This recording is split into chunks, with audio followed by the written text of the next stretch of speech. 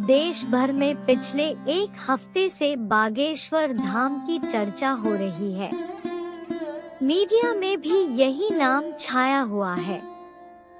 बागेश्वर धाम के धीरेन्द्र शास्त्री के चमत्कार के बारे में लोग जानना चाह रहे हैं। आज हम इसी पर बात करेंगे कि क्या और कैसा है बागेश्वर धाम, आखिर क्यों यहाँ के बाबा इतने पॉपुलर हुए हैं।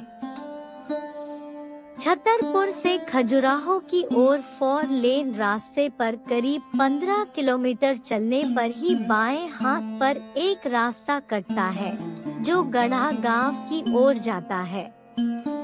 रास्ते पर लगे बोर्ड और होर्डिंग से ही अंदाजा हो जाता है कि ये रास्ता आम नहीं है।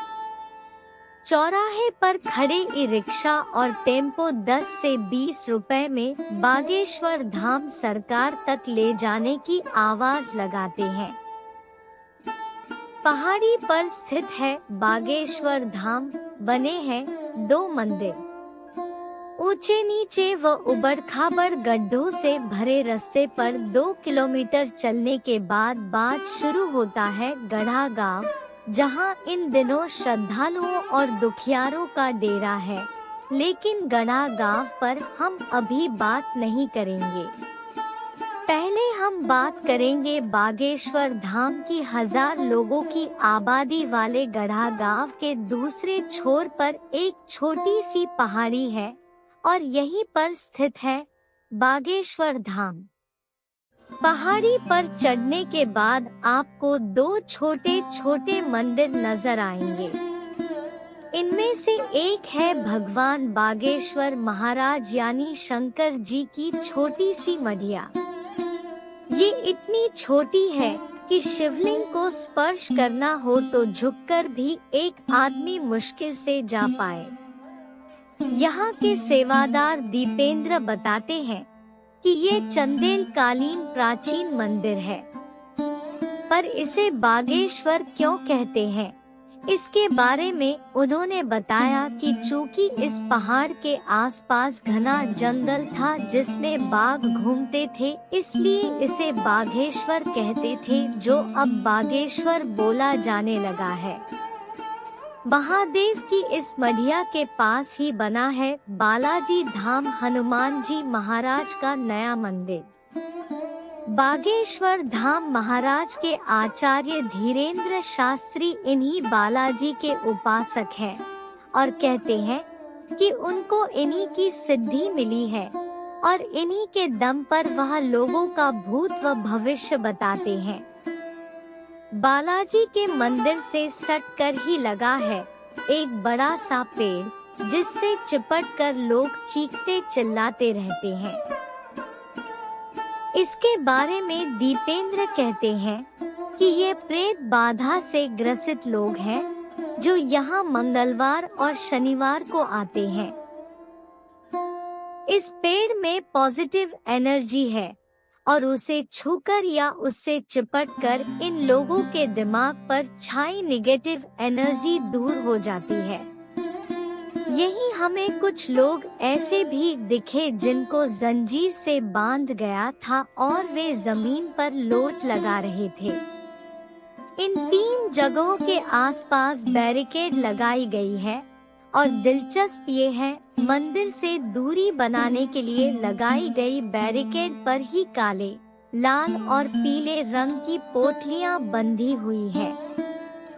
इन पोटलियों में अलग अलग फरमाइशें या श्रद्धालुओं की मन्नतें हैं। काले में प्रेत बाधा से मुक्ति तो पीले में शादी ब्याह की मन्नत तो लाल में सामान्य कामकाज करवाने की अर्जी। झारखंड की गुमला जिले से आया शैलेंद्र सिंह का परिवार लाल कपड़े में नारियल बांधकर बैरिकेड से बांध रहा था। हमने पूछा ये क्या कर रहे हो, तो मुस्कुराते हुए कहा कि बालाजी महाराज के दरबार में अर्जी लगा रहे हैं, कुछ मांगा है। हमने पूछा किसने कहा ऐसा करने को, तो बताया कि सब कर रहे हैं तो हम भी कर रहे हैं। भरोसा है जो मांगा वो मिलेगा। हाँ, इतने लोगों को मिला है तो हमें भी मिलेगा। यहाँ आने वाले अधिकतर लोग ऐसे ही हैं, जो सुनी सुनाई सुनकर चले आ रहे हैं। इन दो छोटे छोटे मंदिरों के दर्शन कर नीचे उतरते हैं तो वहीं पर बना है आचार्य धीरेन्द्र शास्त्री का वो स्थान जहां वह रहते और जनता से मिलते हैं। पहाड़ी के ठीक नीचे ये 2 मंजिला इमारत गांव की पंचायत का सामुदायिक भवन है, जिसमें धीरेन्द्र ने लोगों की सहूलियत के लिए ठिकाना बना लिया है। इस परिसर में एक तरफ से लोग आते हैं और दूसरी तरफ से दर्शन कर निकलते रहते हैं। जिसे मिलना होता है उससे धीरेन्द्र शास्त्री टोकन व्यवस्था की मदद से समय देकर मिलते भी हैं। आने वाले लोगों की समस्या सुनने के बाद उनको पेशी पर बुलाते हैं। पेशी का मतलब कोर्ट कचहरी नहीं, बल्कि सामने पहाड़ी पर बने मंदिर में 5 या 10 बार आना होता है। अर्जी लगाने के बाद यही पेशी होती है। लोगों को भरोसा है कि पेशी और बालाजी के दर्शन के बाद दुख दर्द दूर हो जाएंगे। धीरेन्द्र जहां पर बैठते हैं वहीं पीछे की तरफ उनके दादा सन्यासी बाबा के बैठने का स्थान है।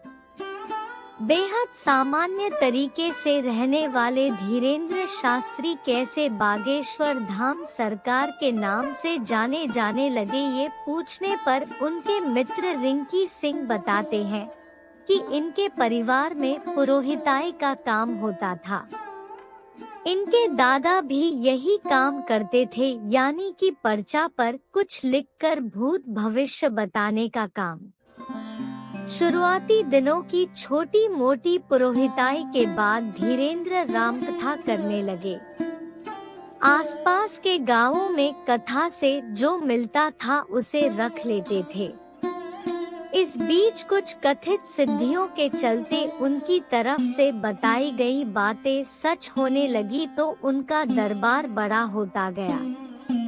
रही सही कसर कोरोना काल और सोशल मीडिया के प्रचार ने पूरी कर दी। लोगों ने घर बैठे खूब कथा सुनी, लाइव प्रसारण देखा और YouTube ने उन्हें देश भर में पहुंचा दिया।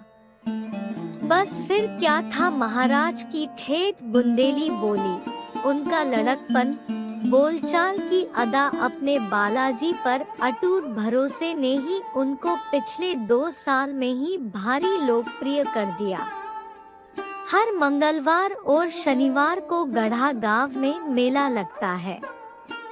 धीरेन्द्र शास्त्री की राम कथा की अगले 2 साल तक की भरपूर बुकिंग है। एक टीवी चैनल उनकी कथाओं का निर्बाध प्रसारण करता है। धीरेन्द्र मानते हैं कि वो जो करते हैं वह चमत्कार नहीं, बस हनुमान जी महाराज की कृपा है।